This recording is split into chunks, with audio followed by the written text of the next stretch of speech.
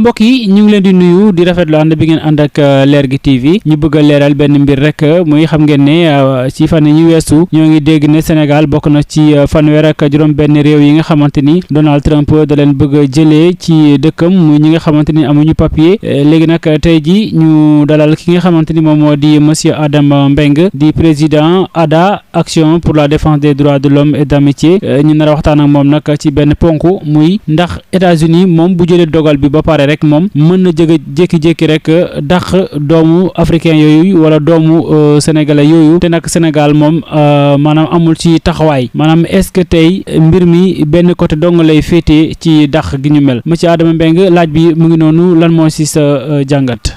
xam nga dafa am principe lépp loo gis dafa am yoon dafa am le droit international lu mu wax dafa am leneen lu nga xamante ni daal même droit des migrants lu ñuy wax c'est-à-dire global compact que ça soit bu réfugié que ça soit tamit bu migration lu mu wax tamit lu mu tënk loolu rek dañ koy rattaché ci droit international tey bu ma lay jëlee sama dëkk ma jël la foofu yóbbu la feneen comme fii Sénégal am na police des frontières bu ñu naree jël ñenn nar leen expulsé bu war leen yóbbu dañuy yëgal waa dëkk buñ ko deful dañuy violer le principe international c'est-à-dire droit international dañ koy violer comme lu Algérie di def Algérie dafay dem ba ci fu nga jaare ñu dem ba foofu sànni la fa c'est-à-dire frontière entre Niger ak Algérie sànni la foofu comme nu ko Tunisie tamit defee woon bu ñu la jëlee Fax dem ba frontière bi boo amee chance bu Algérie lañ lay yóbbu boo ñàkkee chance ñu yóbbu la bu Libye mais ñoom dañuy violer délibérément le droit international te buñ koy violer c'est aussi de nos états mais suñu états yi dañuy def dara waaw lu ñu waxoon rek moom mooy d'habitude lu muy demee mooy bu nekkee yow da ngay ñëw ñu rapatrier la de manière volontaire maanaam yow nga nangu ni da nga war a ñibbisi foofu noonu ñaari cas de figure la soit yow yaay nangu pour ñu andi la wala bu nekkee d'accord pour ñu andi la foofu sa dëkk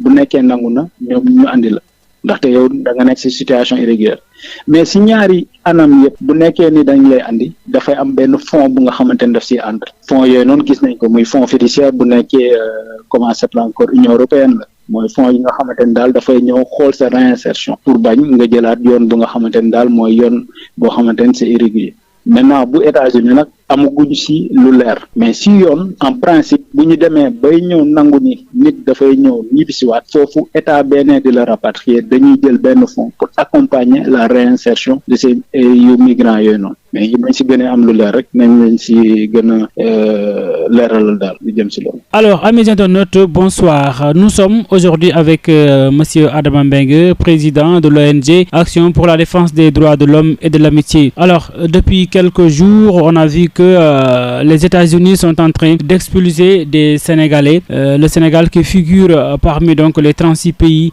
qui vont être expulsés par Donald Trump. Alors la grande question qu'on a aujourd'hui, c'est est-ce que ces Sénégalais ou bien ces populations africaines peuvent être donc expulsées de manière secrète? Voilà. Est-ce que la seule décision d'expulser ces citoyens peut être donc unilatérale, monsieur Adama Mbengue? Vous savez, on ne peut pas parler de rapatriement de manière secrète, comme vous l'avez dit tantôt. On ne peut pas le dire dans la mesure où lorsqu'on doit expulser quelqu'un, le pays dont il est originaire, lorsque de cette personne-là ou bien de ce migrant-là qui est en situation irrégulière, ce pays-là, il sera, c'est-à-dire les autorités, ils seront avisés.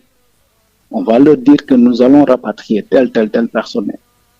Donc, même si c'est par vol commercial, les autorités seront informées de qui doit venir, de son identité, etc.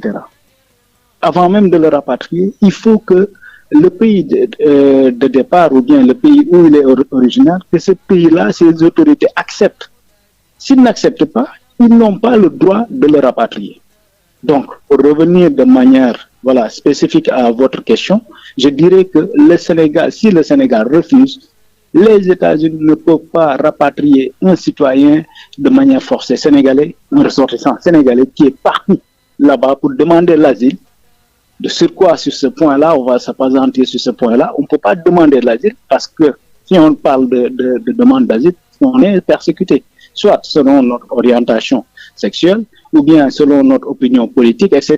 Et on se rappelle, lors de ces flux migratoires vers Nicaragua, la première vague, ils avaient dit qu'ils sont persécutés de manière, selon leurs orientations, leurs opinions politiques. Parce qu'on se rappelle, il y avait beaucoup de tensions politiques. À l'époque, vous êtes de PASTEF, etc. Les autres vagues, ils ont dit selon leurs orientations sexuelles. Parce que quelque temps plus tard, il y avait eu stabilité, etc.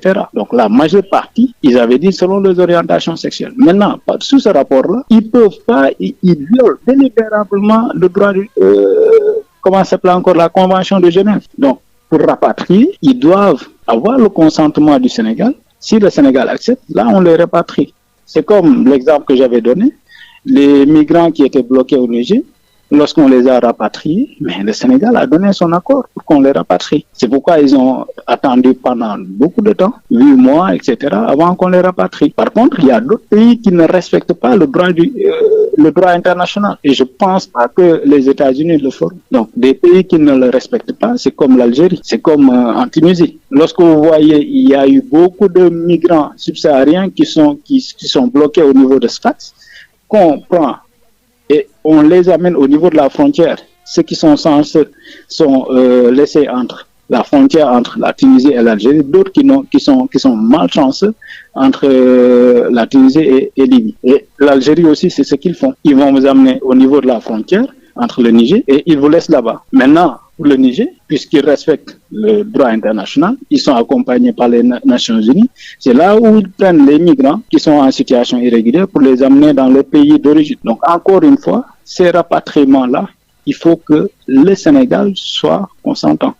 Et aussi, l'autre point que j'ai oublié, il faut aussi, ces deux cas de figure, soit la personne accepte de rentrer chez lui, ou bien, s'il n'accepte pas de rentrer chez lui, là, il faudra que son pays accepte de le prendre.